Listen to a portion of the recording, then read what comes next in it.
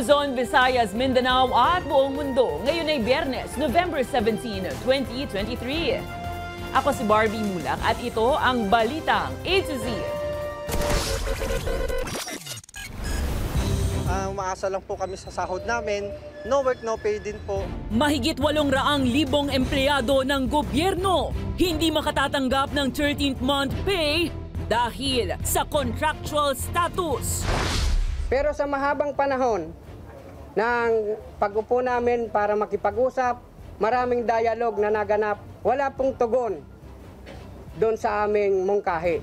Grupong Piston, desidido na sa gagawing tigil pasada simula sa Lunes. It's a bird, it's a plane, it's Philippines! At sa ating balitang showbiz, Michelle D. Di na paaawat at ready to fly high hanggang coronation final.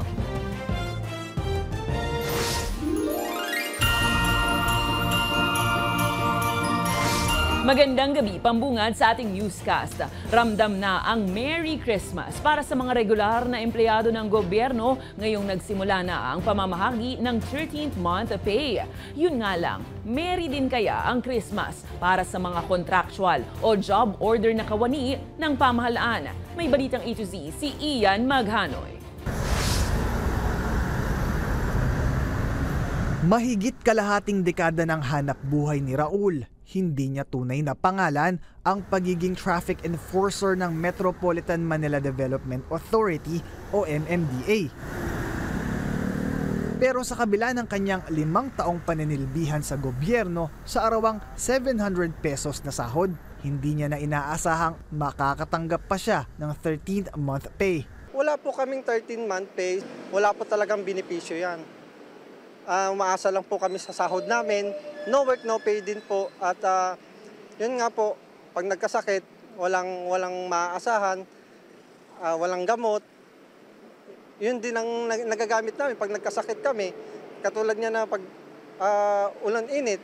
Kabilang si Raul sa mahigit 800,000 mga empleyado ng gobyerno na hindi papalaring makatanggap ng 13th month pay. Ayon sa grupong kawani laban sa kontraktualisasyon o kalakon, pinangangambahang maaaring lagpas pa sa 1,000,000 government employees sa ilalim ng job order employment status ang hindi mabibigyan ng 13th month pay.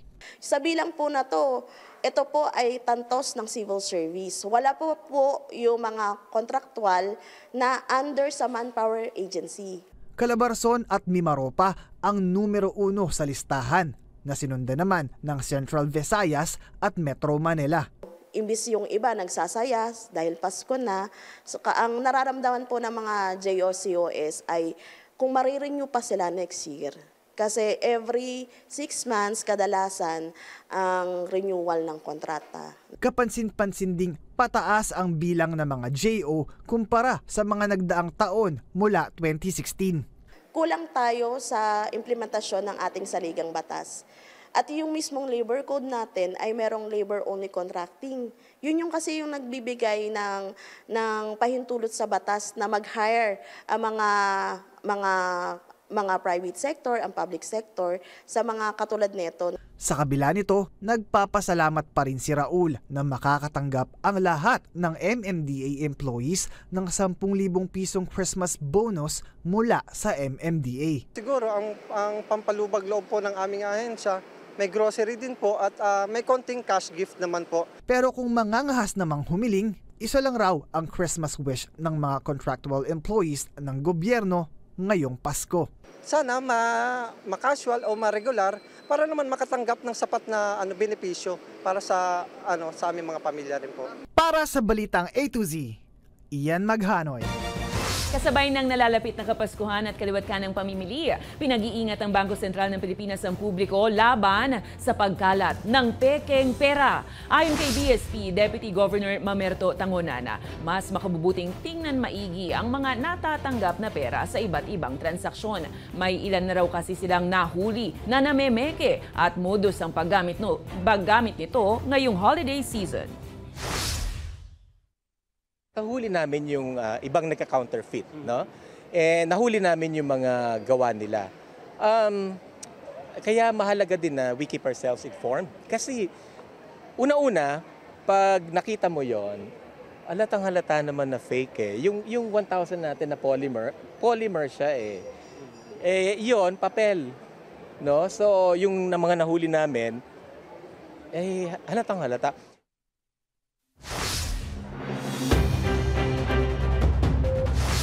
Desidido ang grupong Piston sa gagawing tigil pasada simula November 20, Lunes. Sa katwirang, wala namang nangyayari sa mga dialogo nito sa pamahalaan. Tutol kasi sila na isuko ang kanilang mga lumang jeep para umutang ng 2 milyong piso.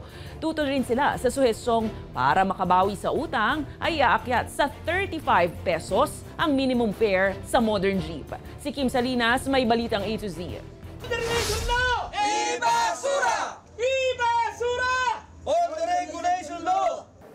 Tuloy na at wala nang makakapigil pa sa 3 araw na tigil pasada ng grupong Piston sa darating na Lunes na magtatapos hanggang Miyerkules. Kasadong-kasado na upang ipagbigay alam ang kanilang hinaing sa gobyerno ukol sa PUB Modernization Program. Kung dito po sa Pasig ay dito sa harap ng palengke sila magtitipon-tipon at yung huling araw ng November 22 ay magkakaroon ng isang malaking karaban na tutungo sa Welcome Rotunda at mula Welcome ay magmamarcha patungo sa Mindiola. Dahil sa nakatakdang transport strike, problemado ngayon ang commuter na si Jeva na tanging jeep ang uri ng transportasyon papuntang trabaho. Kasi pag tricycle po kasi mahal po talaga yung pamasahe. Doble ng kikitain namin na sana. Papupunta sa tricycle, ganun. Kibit balikat niya na lamang umano itong papasanin sa Lunes pero hiling lang niya. Sana magkaisa na lang po sila sa ganyang salungatan kasi ng gobyerno at saka ng mga minsan ng mga nakakawawa kami, yung mga ordinaryong tao, kawawa talaga. Pasubali naman ng Piston, sana ay maunawaan sila ng publiko. Matagal na raw kasi silang nakikipagdialogo sa LTFRB at DOTR pero ipinipilit pa rin ng pamahalaan ang gusto nito. Nagbigay kami ng mga mungkahi sa kanilang opisina. Pero sa mahabang panahon ng pag-upo namin para makipag-usap, maraming dialog na naganap, wala pong tugon doon sa aming mungkahi. Paliwanag ng grupo, hindi makatarungan ng pagsuko sa kanilang mga unit para sumali sa isang transport cooperative at sa kauutang sa bangko pambili ng mahigit 2 milyong pisong modern jeep. Nakalagay doon, malinaw na nakalagay sa consolidation eh. Kung saan loob namin na sinusurrender ang aming prangkisa, di para kami nagpakamatay na rin doon na wala ng prangkisa ng unit namin, lumalabas na itong kolorom. Mariin rin nilang tinututulan ang umano'y mungkahi na lumabas sa kanilang mga dialogo na upang makabayad agad sa uutanging modern jeep ay papayagang iakyat ang minimum fare sa mga modern jeep sa 35 pesos. Alisin nyo na lahat ng unit nyo. Pag wala ng jeep, itaas natin sa 35 ang minimum fare para tayo makabayad ng madali tayong makabayad. Mabigat yun, lalo na sa mga commuter natin. Gagawin natin 35 ang pamasahe. Kasabay nito, ang pro-movers naman na binubuo ng mga pangulo ng iba't ibang sektor ng transportasyon nagpahiwatig ng suporta sa modernization program ng pamahalaan. So hindi po pahirap sa bayan yung sinasabi natin na PUB na yan. Bagkus, ito'y magbibigay ng kaunlaran, kaayusan at katatagan. Gayunpaman ay nirerespeto nila ang karapatan ng kapwa transport group na Piston na magsagawa ng protesta habang nag-alok rin sila ng tulong sa mga maaapektuhan ng tigil pasada. Kung kinakailangan, magbigay kami ng libreng sakay. Yung kasama namin, sinasabi din na yung mga kulurong na yan, handa naman maglingkod. Pwede natin gamitin. Huwag lang maparalisa. Sa huli, nilinaw ng Piston na hindi sila kontra sa PUB modernization pero sana naman raw ay gawin itong makatarungan para sa mga pobreng masa at tsuper. Para sa Balitang A to Z, Kim Salinas. E-wallet, yan ang sikat ngayong mode of payment sa pang-araw-araw na transaksyon sa bansa. Ayon sa BSP, malaking tulong ito sa maliliit na negosyo at ordinaryong Pilipino kaysa kung gagamit lang ng cash. Alamin kung bakit sa Balitang A to Z ni Ace Cruz. Kung dati, mas madalas cash ang pambayad ng mga Pinoy sa mga binibiling produkto o serbisyo sa bansa, ngayon, 42% ng lahat ng mga transaksyon sa mga negosyo, digital payments na. Ayon sa Bangko Sentral ng Pilipinas, malaking dahilan dito ang pagtangkilik ng mga Pilipino sa electronic o yung e-wallet. Embracing ako sa technology. So yung latest technology like yung cashless transaction, mas gusto ko yun. Walang, ayaw natin na sukli, madumi yun. Yun na primarily. Tapos nung pandemic kasi nasanay tayo. Ayon sa e-wallet users, kumbinyente at mabilis ang pagbabayad na electronic. Bonus na may record pa ng pumapasok at lumalabas na pera. Mas komportable yung cashless transaction. Alam mo, consumerism, anytime pwede kang bumili, without bringing your cash, cold cash. Ang small business owner naman na si Huraida, ramdam daw ang paglakas ng negosyo ng dahil sa pagtanggap ng electronic payment. Mga 30%. GCash talaga at saka banking online, yun na lang talaga ang ginagamit. Bukod sa tumaas ang benta dahil sa online payments, ayon sa Department of Trade and Industry, laking tulong din ito sa monitoring ng person-to-person o person-to-merchant payments. At the end of the day, sasabihin lang, makikita nila sa portal ng either GCash o kaya si PayMaya, makikita na nila yung transaction nila actually daw pwede ng real time. By the end of the day, pwede na nilang makita. Napakahalaga niyan sa merchant. Hindi na sila maglalagbook. Dagdag pa ng BSP, dahil sa paggamit na online channels, nagkakaroon ang maliliit na negosyo at mga ordinaryong Pilipino ng digital footprint sa kanilang paggamit ng pera na makatutulong din na mabigyan sila ng access sa kapital o cash kung kailangan nila. Yung mga very limited access to finance, matutulungan sila nito na makapag-impok, mag-save. Tapos dahil sa paggamit nila ng payments, nakikita ng mga bangko kung ano yung kanilang more or less cash flow at yung capacity to pay. Therefore, lalo na sa ating mga MSMEs, mas madaling maka-access ng loan, ng credit dahil kitang-kita ng bangko na itong taong to may cash flow, therefore kaya niya magbayad ng loan. Pero sa kabilang banda, pinag-iingat naman ng ahensyang publiko kaugnay sa kaliwat karang scams online na punteriya ang iba't ibang e-wallet platforms. Importante na we do education, kasi syempre an informed user is a very protected user. Huwag natin ibibigay yung ating personal identification number o PIN kung kahit kanino lang, Kasi kahit naman bangko, hindi naman tayo tatanungin ng bangko ng PIN natin. So huwag natin bibigay yung PIN, huwag natin ipapagamit yung account sa ibang tao. Tuloy-tuloy naman ang pagtulak ng BSP sa digital transactions sa bansa at kumpiyansang maabot ang target nitong 50% na digital payments sa retail transaction bago matapos ang taon. Para sa Balitang A to Z, Ace Cruz.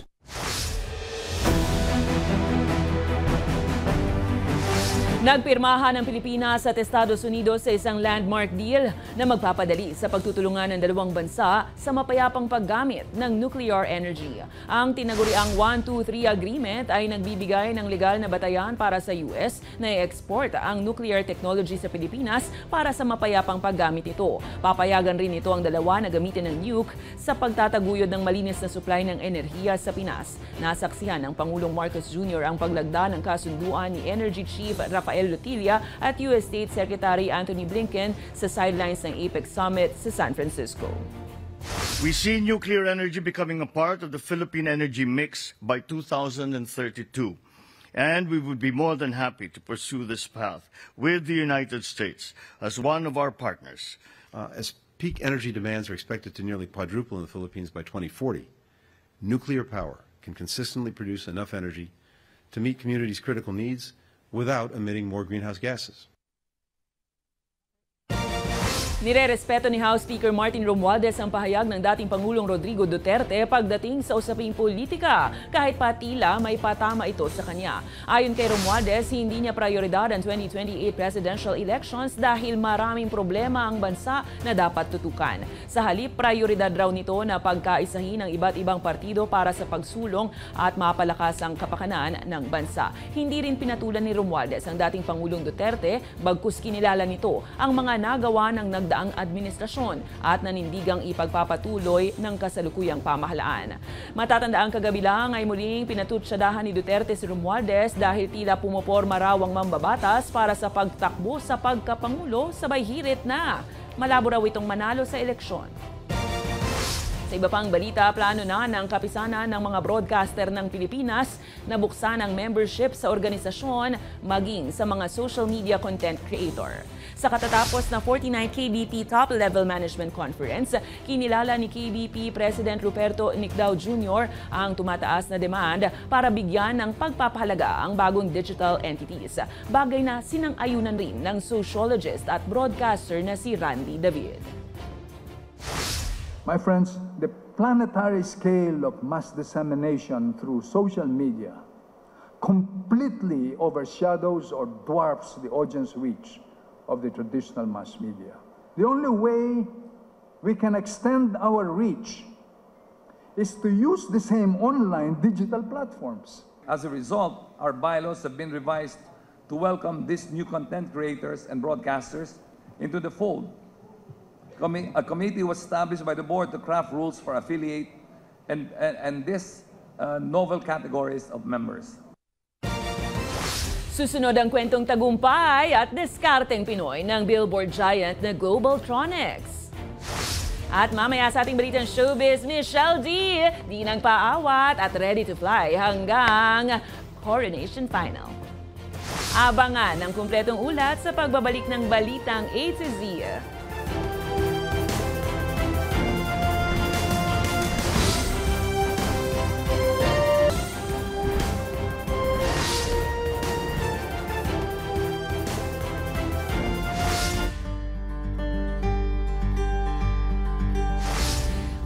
Nga ba mamayagpag sa isang negosyo ng mahigit 20 taon? Para sa billboard giant na Globaltronics, puhunan ng pagpapahalaga sa mga kapartner sa negosyo at sa pagbibigay puwang na makatulong rin sa lipunan.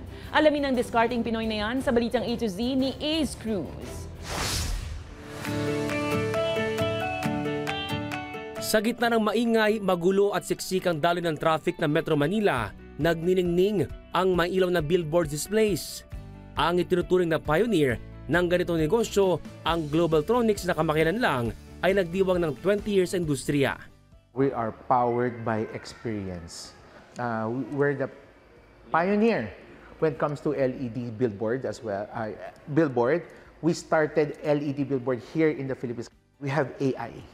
We have, it's not all about the OOH. It's all about the system na eh. It's the integration. Kaya naman, laking pasasalamat nila sa tiwala ng kanilang mga naging partner sa negosyo. It's not all about the business already eh. It's about the value for partnerships. Kasi not all people has the capability in digitalizing everything. Since it's a digital world eh, di ba? We move forward by helping people digitalize everything. Pero para sa Globaltronics, hindi lang umiikot ang mundo sa pera at negosyo. Prinsipyo ng grupo ang magambag din sa lipunan. Patunay dyan ang pagtaguyod nila sa Performing and Recreation Center o yung Park Foundation na advokasya ng yumaong anak na may-ari ng Globaltronics.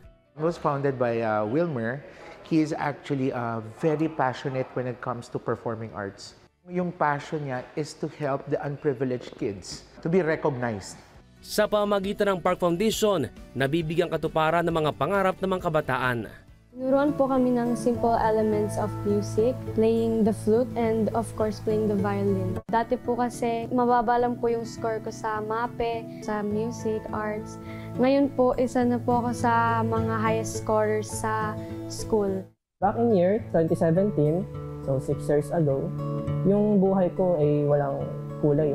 Yung mga musika na naririnig ko, walang iba't ibang pitch, walang iba't ibang melody, monotone.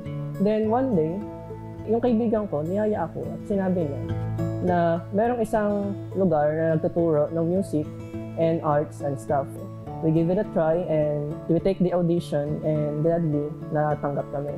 And doon nag-uumpisa ang pagpasok ng Park Foundation sa buhay ko. Pero yun yung pinakamasarap tingnan. Parang, nanggaling yan sa amin. Dahil sa amin, successful siya. So, sa amin is just to continue no? And we have, actually, ang dami pang mga unprivileged kids. These are the first batch. These are the examples. Kaya naman, bit-bit ang pangarap hindi lang sa negosyo kung hindi maging ang kinabukasan ng mga scholar ng park-aralan. Lakas loob ang Globaltronics na pag-ibayuhin pa ang digital innovation at higitan pa ang mga naiambag na sa nakalipas na 2 dekada. Para sa Balitang A to Z, Ace Cruz.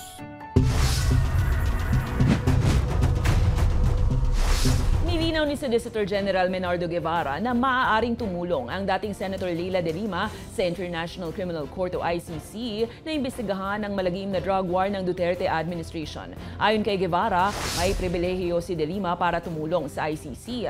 Gayunpaman nanindigan ito na walang makukuhang suporta ang ICC mula sa Marcos Jr. administration para imbestigahan ang drug war ng dating pamahalaan. Nothing prevents a prosecutor. He can conduct his investigation any way he wants. The only problem is, huwag siyang mag-expect ng cooperation, direct and actual cooperation from the government, because the Republic of the Philippines has maintained its question of jurisdiction, exercise of jurisdiction by the ICC. Itinatanggi ng anak ng napatay sa loob ng bus sa Karanglan, Nueva Ecija na ito ang nasa likod ng pagpatay sa kanyang ina at ka-live-in partner nito. Ayon sa PNP, kasama sa isa sa mga persons of interest sa krimen ang naturang anak. Pero ayon kay Attorney Mark de la Peña, abogado ni alias Tisoy, nagkaayos na raw ang biktima at ang kanyang kliyente. Dagdag pa nito, labis na nalulungkot at nagkaroon ng trauma si Tisoy matapos ang malagim na pagpatay sa kanyang ina. Nanindigan din ng kampo nito na handa silang makipagtulungan sa mga otoridad para malutas agad ang kaso. Siyempre po, magiging person of interest siya dahil meron kaming pending na carnapping and robbery case na yun nga nakasampa ngayon sa korte. So, nung una po, siyempre, nag-worry siya. Namatayan na siya ng nanay, tapos person of interest pa siya. Pero pinaliwanag ko sa kanya na ito ay welcome development. Normal police investigation po ito. At kasunod nga ng insidente ng pamamaril sa loob ng bus sa Nueva Ecija, pinag-iisipan na ng Philippine National Police ang pagde-deploy ng mga bus marshal bilang dagdag seguridad sa mga biyahero. Ayon kay PNP Chief General Benjamin Acorde Jr., ito ay para matiyak ang kaligtasan ng bawat pasaherong bumabiyahe, habang nakikipag-ugnayan na rin ng PNP sa iba't ibang kumpanya ng bus para mapalakas pa ang seguridad sa mga terminal sa bansa. If we need to bring back this, yung dati-dating ginagawa, yung mga bus marshals, we will do that and we will coordinate also with the transport buses and also to some areas na talagang areas of convergence. Lalo ngayon, papasok na ang Christmas. Niyanig ng magnitude 7.2 na lindol ang Davao Occidental kaninang 4:14 ng hapon na siyang nagdulot ng malaking pinsala sa ilang establishmento sa lugar. Ayon sa PHIVOX, nasa 30 kilometers ng Sarangani ang sentro ng pagyanig na may lalim na 10 kilometers. Naramdaman naman ang instrumental intensity sa mga sumusunod na lugar. Intensity 8 sa Sarangani, sa Gensan City at sa South Cotabato. Intensity 5, Matanao, Davao del Sur, Maasim, Malapatan, Sarangani, Lake Cebu, Tampakan, gayon din sa South Cotabato. Habang Intensity 4 naman sa Kidapawan City, Cotabato, Magsaysay sa Davao City, Davao del Sur, Don Marcelino Jose Abad Santos, gayon din sa iba pang bahagi ng bansa.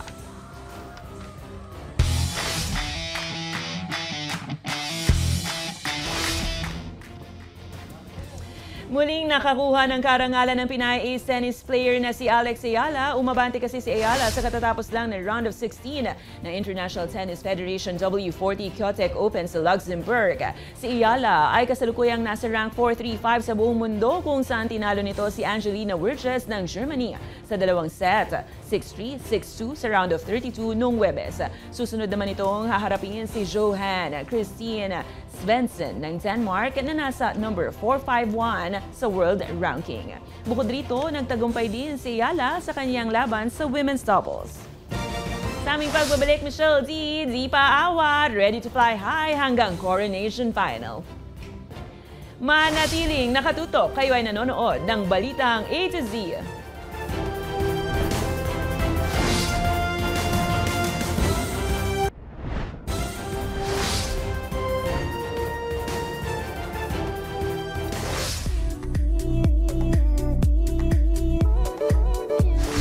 Pabonggahan at patalbugan talaga ang naging eksena sa National Costume Competition ng ongoing Miss Universe 2023. Kasama dyan ang ating pambatong si Michelle D na ready to fly high hanggang coronation final. Silipin yan sa Balitang A to Z Showbiz ni Lane Garcia.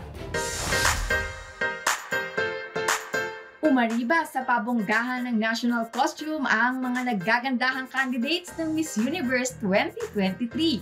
Stand out at talaga namang naglalagablabang stage ng lumampa na ang pambato ng El Salvador, suot ang natkos, inspired by volcanic empowerment na sumisimbolo sa muling pagsilang ng kanilang bansa.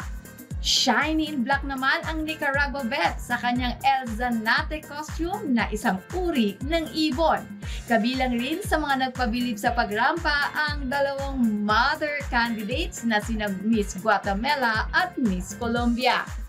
Proudly representing with pride naman ang Kappa Trans women from Netherlands and Portugal. Remarkable rin ang costume ni Miss Nepal na may hangaring maging kauna-unahang plus-size Miss Universe. It's a bird, it's a plane, it's Philippines! And yes, Captain Michelle D is here. Agaw pansin ang ating very own Michelle D sa kanyang airplane-themed attire na nakatema sa mga kulay ng watawat ng Pilipinas. Gawa ng designer na si Michael Barassi. Ang kakaibang costume ay tribute din ni MMD bilang isang Philippine Air Force Reservist. Tampok rin sa likod ng kanyang airplane wings ang bagong tourism slogan ng bansa na #LoveThePhilippines. Flying high nga si Michelle D matapos ang pangmalakasang performance sa preliminary competition kahapon at pagiging finalist sa Voice for Change competition ng mga advocacy ng mga kandidata. Philippines! Pero di patapos ang laban, ika nga. Sa November 19, magkakaalaman kung sino ang susunod na Miss Universe. Para sa Balitang A to Z Showbiz, Lane Garcia. Good luck, Michelle D, for the Universe. Mapapanood ang Miss Universe 2023 Coronation Final. Live po yan dito sa A to Z, 9 a.m. sa linggo na po yan at may replay ng alas 11:15 ng gabi.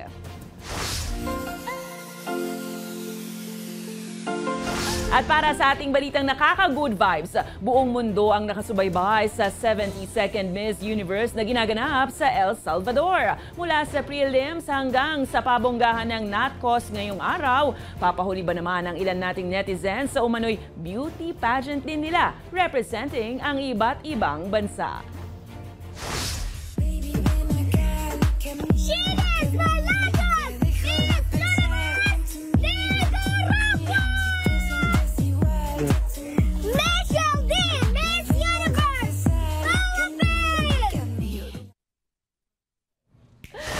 Kung kayo ay may kwentong kakaiba, mga kwento ng pag-ibig, storya ng inspirasyon at pag-asa, maaari nyo itong ibahagi, sumali sa ating Facebook group na Balitang A to Z, panoorin ang replay ng ating programa at sundan ang ating social media pages. Hanapin ng Balitang A to Z.